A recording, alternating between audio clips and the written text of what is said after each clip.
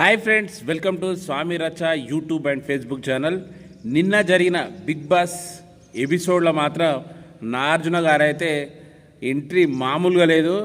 ఆ అగ్రెసివ్ మొత్తం కంటెస్టెంట్ల మీద మామూలుగా చూపించలేదు.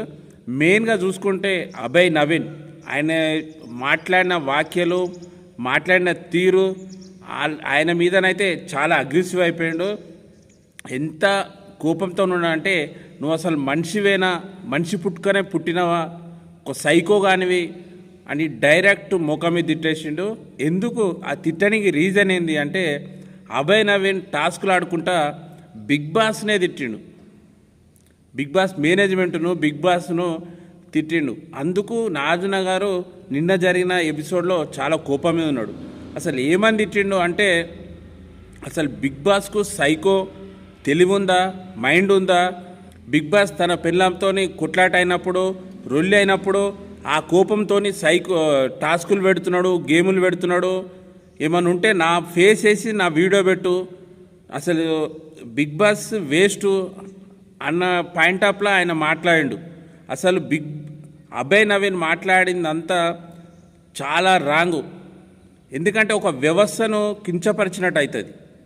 ఒక బిగ్ బాస్ అనేది నీ కంటెస్టెంట్ నిన్ను సెలెక్ట్ చేసుడు, 50 మంది కంటెస్టెంట్లలో నిన్ను సెలెక్ట్ చేసుడు, నిన్ను ఇంటర్వ్యూ చేసుకున్నాడు, నీకు ఒక అమౌంట్ సెలెక్ట్ చేసి నీకు వీక్లీ ఇంత అమౌంట్ ఇచ్చి నిన్ను బిగ్ బాస్లోకి తీసుకుని ఇన్ని టాస్కులు, ఇన్ని గేమ్లు ఆడిపిస్తుంటే నువ్వు బిగ్ బాస్ తిట్టుడు అది 100 to 100% రాంగు.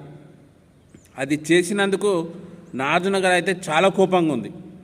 అసలు అభయ్ నవీన్, నీకు ఇష్టం లేకుంటే నేను బిగ్ బాస్కు రానని చెప్పాలి. వచ్చిన తర్వాత బిగ్ బాస్ అనే ఒక పెద్ద వ్యవస్థను అట్లా కించపరిచినట్టు మాట్లాడు చాలా రాంగు. ఎందుకంటే బిగ్ బాస్ అనేది కోట్ల మంది చూస్తారు. వాళ్ళకు నువ్వు చెప్పే మాటలు, నువ్వు చేసే వ్యవస్థ ఎట్లా ఉండాలంటే వాళ్ళకు ఇంట్రెస్ట్గా ఉండాలి. అంతేగాని నువ్వు బిగ్ బాస్ వ్యవస్థనే తిడితే అది కరెక్ట్ కాదు. అందుకు నాగార్జున గారు కోపంతో ఒక రెడ్ కార్డ్ ఇస్తాడు. రెడ్ కార్డ్ ఇవ్వగానే ఉన్న మిగతా కంటెస్టెంట్లంతా, సార్ నెక్స్ట్ టైం ఒక ఛాన్స్ ఇవ్వని, ఒక ఎక్స్క్యూజ్ చేయండి, ఒక ఛాన్స్ ఇవ్వరండి ప్రతి ఒక్క కంటెస్టెంట్లు అడిగారు. అందుకు నువ్వు హౌస్లో ఉన్నావు. అంతే తప్ప నువ్వు మాట్లాడిన మాటలకు నీకు రెడ్ కార్డ్ కాదు, డైరెక్ట్ హౌస్ నుంచి హెల్మెట్ కావాలి.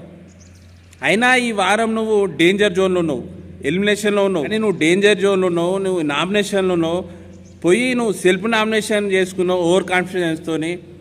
అలాంటప్పుడు ఇలాంటి మాటలు మాట్లాడు నీకు కరెక్ట్ కాదు.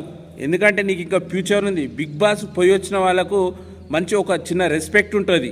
నీకు ఒక ఫ్యూచర్ ఉంది. నువ్వు డైరెక్షన్ చేస్తున్నావు, స్టోరీ రాస్తున్నావు, హీరోగా చేస్తున్నావు. నువ్వు ఇలాంటి మాటలు మాట్లాడితే నీకు బయట రెస్పెక్ట్ ఉండదు. ఇది మాత్రం అభయ్ నవీన్ చేసిన వాక్యాలు మాత్రం చాలా తప్పు. అభయ్ నవీన్ ఫ్యాన్స్ కూడా ఈ మాటలను వాళ్ళు మెచ్చుకోరు, అలా మాట్లాడారు. ఫ్రెండ్స్, మీకు కూడా ఈ వాక్యాలు రాంగ్ అనిపించినాయా, నచ్చినాయా కింద కామెంట్ చేయండి. చివరకు అభయ్ నవీన్ను బిగ్ బాస్ మరియు నాగార్జున సారు ఎక్కడ క్షమించురా అంటే, అభయ్ నవీన్ మోకాల మీద కూర్చొని క్షమించు అని 2 చేతులతోని సారీ సార్ నన్ను క్షమించండి అని చెప్పినందుకు బిగ్ బాస్ మరియు నాగార్జున సారు ఆయనను క్షమించి మళ్ళీ బిగ్ బాస్ హౌస్లో ఉండడానికి అలో చేసిండు. ఇక్కడ నాకు కూడా చాలా నచ్చిండు అభయ్ నవీన్. ఎందుకంటే ఒక యాక్టర్ అయి ఉండి కూడా ముఖాల మీద కూర్చొని సారీ నన్ను క్షమించు అన్నాడు కాబట్టి కొద్దిగా మనసు కలుపుకుమన్నది. అందుకు బిగ్ బాస్ మరియు నాగ్ సార్ కూడా ఆయనను క్షమించిండు. ఆయన చేసిన వాక్యాలు తప్పైనప్పటికి కూడా అలా ముఖాల మీద నిలబడి క్షమించు అన్నందుకు నాగార్జున సార్ అయితే ఆయనను క్షమించి హౌస్లో ఉండడానికి అలో చేసిండు. ఓకే ఫ్రెండ్స్, ప్లీజ్ సబ్స్క్రైబ్ స్వామి రచ్చ యూట్యూబ్ ఛానల్.